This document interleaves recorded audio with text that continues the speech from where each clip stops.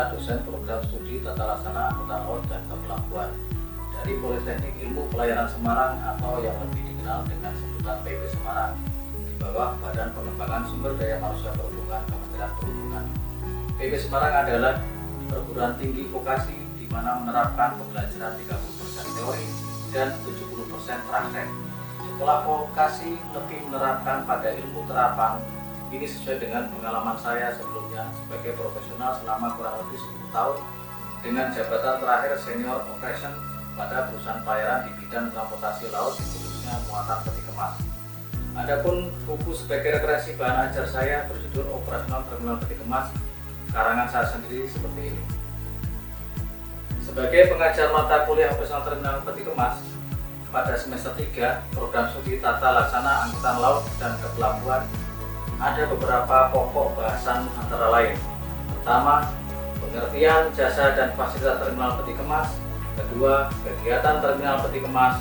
Ketiga, peralatan bongkar muat peti kemas. Keempat, penyandaran kapal. Dan kelima, terminal operation system.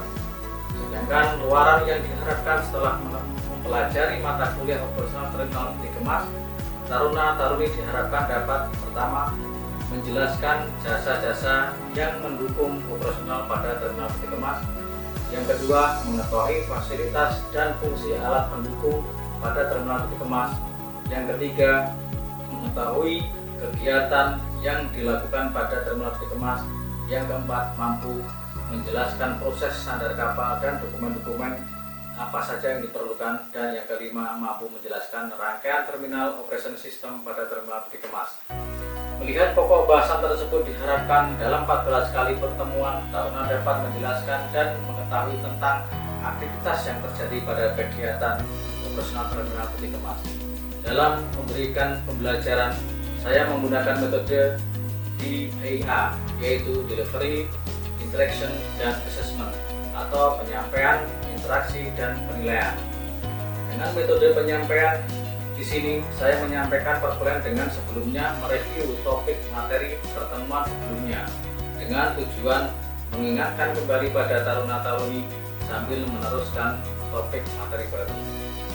Untuk metode interaksi, saya menjelaskan materi yang saya sampaikan terlebih dahulu, kemudian menawarkan ke taruna-taruni untuk menanggapi atau menyampaikan materi yang belum jelas seputar materi yang saya sampaikan sehingga kelas terasa hidup dan menarik. Sedangkan metode asesmen dengan memberikan tugas-tugas individu maupun kelompok yang sifatnya tugas pertemuan ataupun mid semester yang dilaksanakan pada minggu ke-8 serta ujian akhir semester pada minggu ke-16. Untuk pengembangan pengetahuan, taruna-taruni juga diberikan keleluasaan mengeksplor kegiatan pelabuhan terminal peti kemas di mancanegara untuk digunakan sebagai pembandingan dan sebagai bahan diskusi kelas. Dengan demikian, taruna-taruni semester 5 nantinya sewaktu praktek mempunyai gambaran tentang aktivitas operasional terminal peti kemas sehingga diharapkan tidak bisa membedakan apa yang disampaikan di kelas dan di lapangan. Berikut, mari kita saksikan cuplikan video pembelajaran saya di kelas. Warahmatullahi wabarakatuh. Waalaikumsalam warahmatullahi wabarakatuh. Selamat siang semua taruna-taruni semua. Oke, perkenalkan nama saya Fajar Selasi. Saya mengampu untuk materi terminal peti kemas ya. Di CV saya mungkin bisa dicatat mungkin untuk dosen dan lain-lain ya. Oke, baik, untuk materi yang akan saya bawakan di sini untuk pertemuan ini untuk melanjutkannya kemarin adalah tentang jasa pelabuhanan ya. Jadi jasa pelabuhanan di sini adalah ada tentang pelayanan kapal, terminal penumpang, pelayanan kendaraan, elektronika listrik, air bahan bakar, dan pengolahan limbah. Lalu untuk dengan lapangan, periklanan, dan produksi serta keseluruhan yang mendukung untuk usaha di terminal kemas. Ini dari jasa kepelabuhan ini yang kemarin sudah materi pertama yang sudah saya sampaikan. Ada mungkin yang mau ditanyakan? Ada yang mau ditanyakan? Silakan.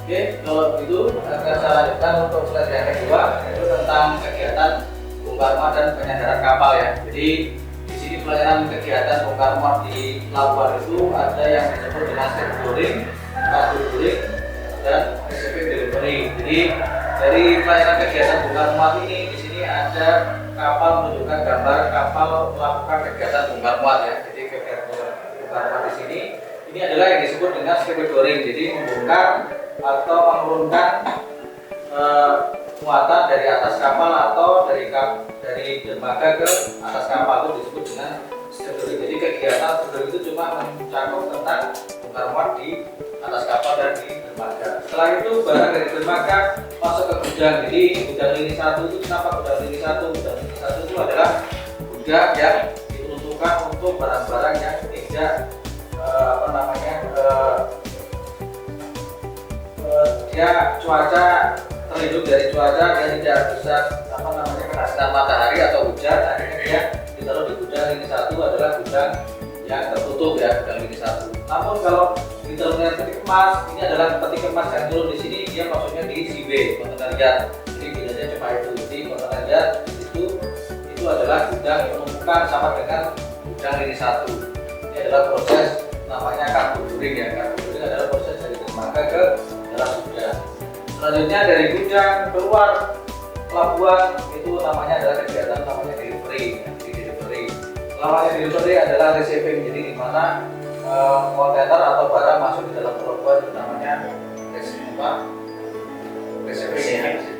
Terus kemarin tentang apron. Apron itu adalah dari sudut dermaga ini sampai di pintu gate masuk atau gate keluar ini adalah namanya apron. Sama aja kalau di kita bandara yang sering ke Semarang naik pesawat, jadi apron itu adalah dari pesawat dia berhenti sampai dengan pesawat sampai dengan tempat ini penumpang untuk menunggu. Jadi setelah menunggu penumpang itu adalah apron. Itu adalah sekilas gambaran kegiatan yang ada di dalam pelabuhan. Terus di sini ada tentang pelayanan kegiatan penyandaran kapal. Itu penyandaran kapal itu di sini sebelum kapal sandar dari pelabuhan muat ke pelabuhan bongkar, misalkan dari Singapura ke Semarang. Sebelum dia kapal itu untuk melaksanakan penyandaran di Semarang, dia harus menyertakan dokumen-dokumen. Jadi dokumen-dokumen itu ada yang disebut dengan namanya pertama dari kapal itu menyampaikan namanya master kabel ya. Jadi receipt master ya, master receipt ya. Jadi master kabel itu dikirimkan oleh kapal nakoda untuk disampaikan ke pusat pelayaran ya. Jadi pusat pelayaran itu nanti menerima kabel master yang isinya yang pertama adalah tentang apa? Apa yang saya jelaskan? Ada yang tahu? Pertama adalah apa? ETA ya, estimasi time arrival ya. Jadi estimasi time arrival. Jadi kapan kedatangan kapal. Jadi kapal itu tidak ada langsung namanya time arrival. Jadi tidak ada terus apa pasti. Jadi tidak ada pasti kapal karena kan perjalanan dari Singapura ke Semarang itu membutuhkan waktu. Mungkin kalau kapal pameran kecepatan dengan kecepatan 17 knot itu sudah maksimal. Dan jarak tempuhnya mungkin sekitar 4 hari dari Singapura. Nanti kalau ada cuaca yang mungkin tidak mendukung, dia akan melambat. Jadi dia tidak akan namanya time arrival. Kalau time arrival itu sudah posisi kapal itu sudah diikat di dermaga, itu namanya time arrival. Tapi kalau masih berangkat dia masih estimasi time arrival. Jadi yang pertama estimasi time arrivalnya tanggal berapa, jam berapa. Terus yang kedua adalah tentang berapa muatan yang akan dibongkar di Semarang, jumlahnya ada berapa. Terus di situ juga mengklasifikasikan lagi ada spesial kargonya apa enggak, terus ada rivernya, ada jelas kargonya apa enggak. Itu adalah data hukum yang akan disampaikan dari master kabel ke pelayaran. Jadi nanti dengan data tersebut nanti pusat pelayaran nanti mengadakan rapat dengan PPSK satu atap. Di situ ada dari pelindung, dari Sabada, dari bea cukai dilibatkan karantina untuk untuk menentukan bagan penyandaran kapal. Jadi kapal yang masuk di Semarang itu adalah banyak, bukan satu aja. Jadi nanti akan menggambar kapal mana yang harus akan dilayani terlebih dahulu berdasarkan dengan kabel master yang dikirim oleh perusahaan dari kapal dengan nakoda ya, yang bisa dilakukan untuk penyandaran. Jadi umpamanya estimasi, jadi umpamanya nanti kalau taruna ada yang di akhirnya kapal, terus nanti yang kemarin ceritakan umpamanya ada senior di situ, mungkin kompetitor kita ya, jadi kompetitor kita di situ kita harus ngecek betul di sana. Jadi estimasi itu kapal masa tuh ya bisa di mistik ya, maksudnya di mistik bisa diubah. Jadi mungkin di sana karena kompetitor kita mungkin kita bisa sadar dulu, biar kita dapat plot untuk sadar dulu, makanya di sana kabel masternya bikin estimasinya lebih cepat. Padahal di sana dicek ternyata muatannya masih 10 mungkin, sementara kapal kita sudah berangkat ya. Itu juga harus diwaspadai seperti itu. Jadi jangan kalah. Prinsip dari pelabuhan adalah first come first service. Jadi siapa yang datang, siapa yang akan melayani terlebih dahulu. Jadi nanti yang buat patokan adalah bapaknya kapal sudah menuju di bui 1 itu sudah mulai mau anchor, kita tinggal bawa HT. Jadi nanti kesepakatan mana yang kontak di depan dua terlebih dahulu, pertama itu adalah yang akan sadar itu ya. Jadi tidak lagi untuk mengacu pada kabel master, karena kalau beda-beda tipis jam datang dari yang sama, mungkin jamnya beda sedikit, kita spekulasi dengan untuk siapa yang dulu kontak padu di bui 1 bulan ada yang akan dilayani. Oke, lanjut. Di sini setelah kapal sadar, perlengkapan apa aja yang akan dibutuhkan khususnya di terminal peti kemas adalah yang pertama adalah jetty crane ya. Ada yang pernah lihat jetty crane seperti ini? Yang pernah lihat? Ada? Gimana? Di Batam. Di Batam ada? Contohnya. Jadi khusus untuk kapal peti kemas kontainer itu adalah namanya jetty crane ya. Jadi jetty crane ini adalah dia kapasitasnya SBL-nya sekitar 40, tapi dia kalau mungkin dengan jumper dia bisa. Jadi standarnya untuk kontainer 40 feet itu standarnya 30 itu sudah maksimal lah. 35 bisa, tapi mungkin bisa jebol ya kalau dia kontainer 30, kalau 40 feet 30 feet sudah standar untuk dimuat di atas CC. Tapi kalau mungkin muatannya itu staffingnya tidak rata ya, kemarin saya sampaikan pokoknya staffingnya lebih berat di sisi kanan atau sebelah kiri, itu jadi tidak mau ngangkat, dia pasti akan jumper ya. Di jumper dulu baru bisa. Tapi kalau di jumper sudah tidak bisa dilakukan, harusnya muatannya dikeluarkan dari terminal, nanti di restaffing lagi, jadi dibongkar lagi, ditata lagi, baru bisa masuk. Jadi kontainer itu masuk di seaway itu, di gate itu berdasarkan adalah timbangan ya. Jadi dari perusahaan pelayaran sudah megang shipping instruction sama timbangan itu pasti akan ada selisih di situ. Tapi kita harus ngajunya sama timbangan. Padahal timbangan kadang juga bisa dimanipulasi gitu. Karena biar bisa masuk, nilainya diturunkan tonasenya. Padahal waktu nanti aktualnya mau diangkat di gentry dia tidak bisa diangkat karena dia kelebihan muatan gitu. Jadi seperti itu. Adalah gentry. Jadi ini adalah posisi seperti ini adalah posisi kalau kapal sadar dan melakukan kegiatan bakar muat. Kalau tidak melakukan bakar muat, ini tegak ya, tegak ke atas ya. Ini gentry crane.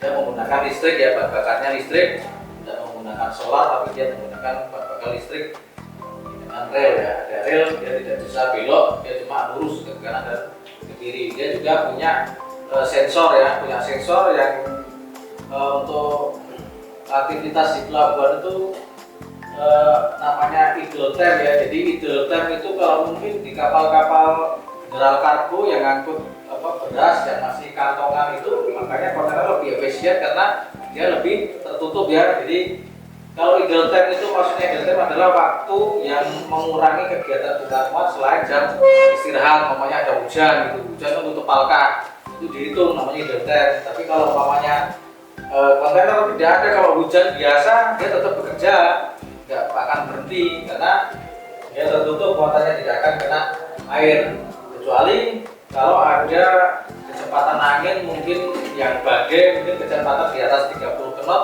dia akan sensornya akan berbunyi, dia akan otomatis berhenti. Walaupun dia posisi muat mungkin masih di tengah-tengah seperti ini, ngambil muatan kontainer, dia akan berhenti otomatis, dia tidak bisa turun dan bisa naik karena sensornya bunyi. Nanti baru kalau setelah reda anginnya baru dia berhenti bisa normal kembali. Terus yang bawahnya ini adalah RTG ya, reference rate gantry. Ada yang tahu posisinya di mana ini? Letaknya di mana? Kalau ini di dermaga, kalau ini di mana? Di tengah lapangan, Pak. Tengah lapangan. Di Namanya apa? tengah. Tengah lapangan. Namanya di CW ya. Di CW, jadi di Gudang Budi Satu atau CW. Jadi di sini sebetulnya banyak kontainer di sini di bawahnya ini. Ini cuma fotonya cuma satu, tapi sebetulnya ini ya, banyak sekali di sini. Jadi banyak sekali foto di kontainer di sini di bawahnya ini. Ini adalah gantry. Kalau yang manual ini masih pakai operator ya, ada operatornya di sini. Ini gantry juga ada operatornya di sini. Kalau gantry masih semua pakai operator yang di atas. Tapi kalau yang RTG ini sekarang di Semarang juga sudah punya 5 unit yang tanpa operator ya. Operatornya cuma di ruangan. Jadi dia cuma pegang stick aja. Perempuan juga banyak yang itu. Jadi satu operator bisa mengoperasikan 2 sampai 3 RTG. Di ruangan ber-AC, tidak panas-panas. Dia cuma main stick kayak main game aja. Karena dia mainnya sensor. Jadi dia begitu ngambil kontainer, dia langsung otomatis stack. Jadi stack itu maksudnya itu dia lokasi penempatan blok itu langsung sesuai. Dia langsung pindah sendiri. Nanti stackannya langsung berubah sendiri. Jadi kontainer yang mau membongkar atau memuat di sini dia cuma memakai barcode. Dia masuk di gate, dia pakai barcode. Nanti dia RTG ini akan berjalan sesuai barcode yang sudah diinstruksikan ke RTG ini. Nanti trailernya tinggal mengikuti, nanti tinggal di chassisnya itu selesai, nanti langsung di sini sudah akan kelihatan posisinya kontainer itu sudah termuat atau receiving atau delivery.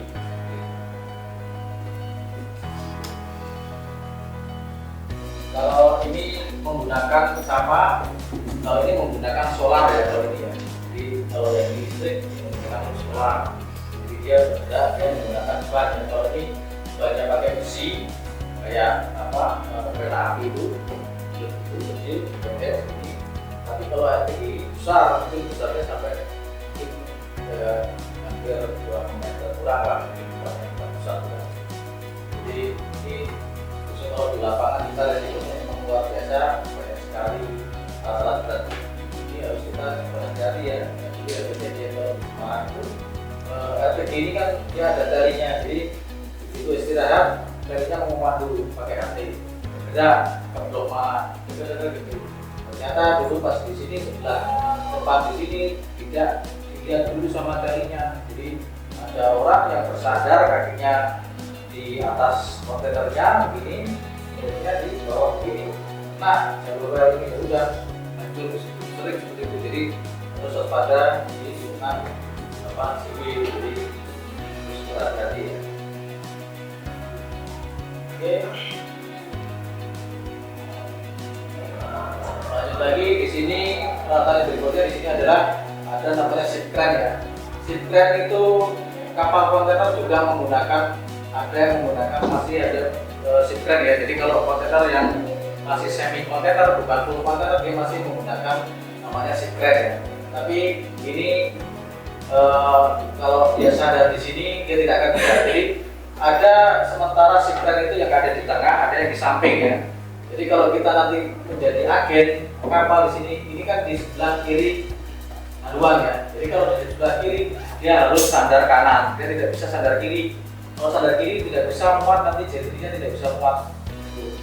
Terus kalau dia sandar kiri seperti ini juga, nanti begitu dia akan ngambil muatan, kapalnya akan yang ke darat jauh karena dia akan berat.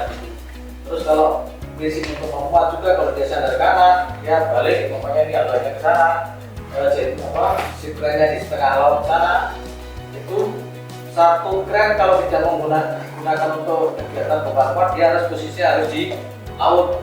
Jadi harus seimbang ya, jadi harus satu di laut, satu harus ada di darat. Dengan di darat semua kapal akan begini, jadi akan imbang. Tapi kalau yang full container yang tadi itu udah dia langsung ada, jadi langsung bisa bergerak bebas ya.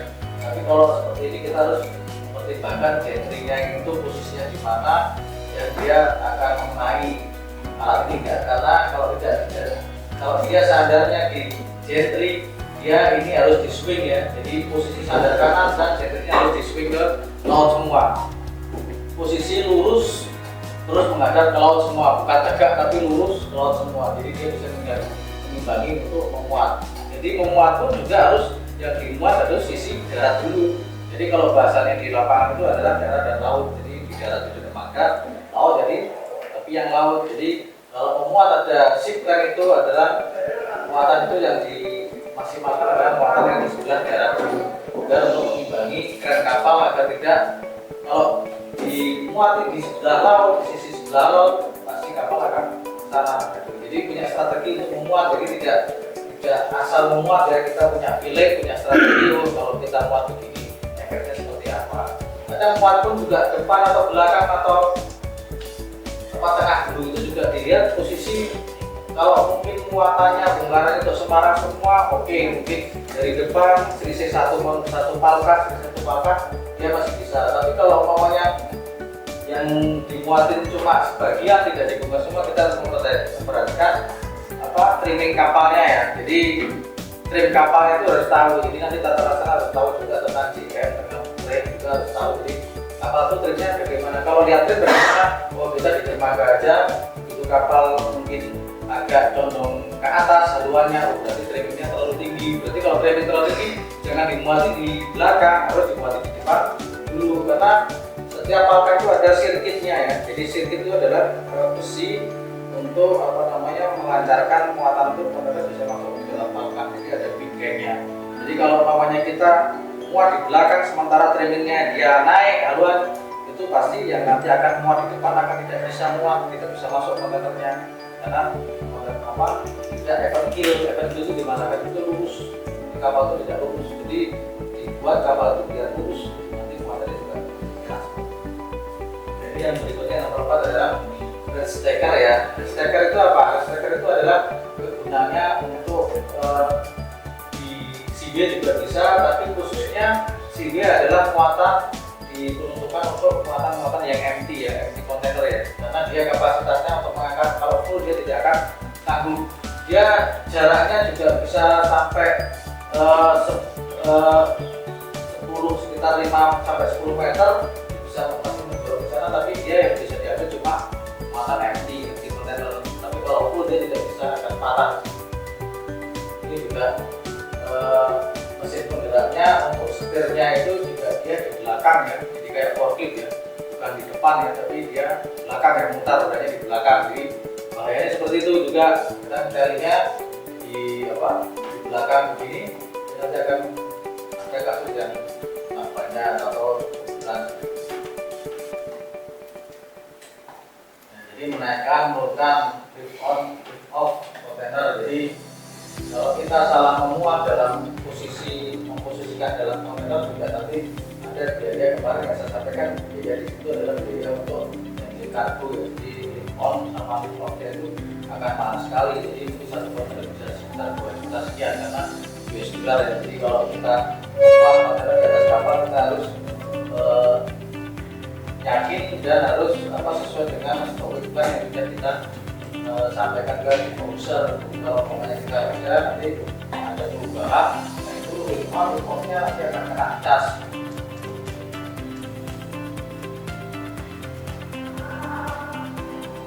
Ini tadi yang forklift ya. Kalau forkliftnya adalah alat untuk mengangkat atau mendorong ya. Jadi lebih untuk kegiatan staffing ya. Staffing itu adalah memuat. Tapi kalau dia pakai garpu ini, jadi garpu sorong itu dia harus menggunakan palet ya. Dia ada palet, jadi muatan di dalam kontainer itu dia pakai palet ya, bukan terus langsung masukkan enggak. Jadi dia ada palet itu, tahu palet itu dia kayak kotak itu kan, kotak kayu, tapi bawahnya ada lubangnya itu, dia itu tataan gitu kan, untuk tataan, jadi namanya palet untuk mendorong. Ini digunakan untuk di gudang, gudang ini satu, gudang tertutup, dan untuk staffing ya, staffing untuk mata. Yang keenam ini adalah namanya head truck ya, head truck dan chassis ya. Jadi head truck, kalau head truck, bilang head truck itu ada cuma kepalanya tau ya. Jadi head truck lihat tas itu adalah belakang. Nah, itu tadi cuplikan bagaimana saya melakukan pembelajaran di kelas mata kuliah operasional terminal peti kemas dengan metode tatap muka secara luring. Demikian yang bisa saya sampaikan dalam video kali ini. Semoga bermanfaat. Tunggu materi pembelajaran berikutnya. Sampai jumpa. Wassalamualaikum warahmatullahi wabarakatuh.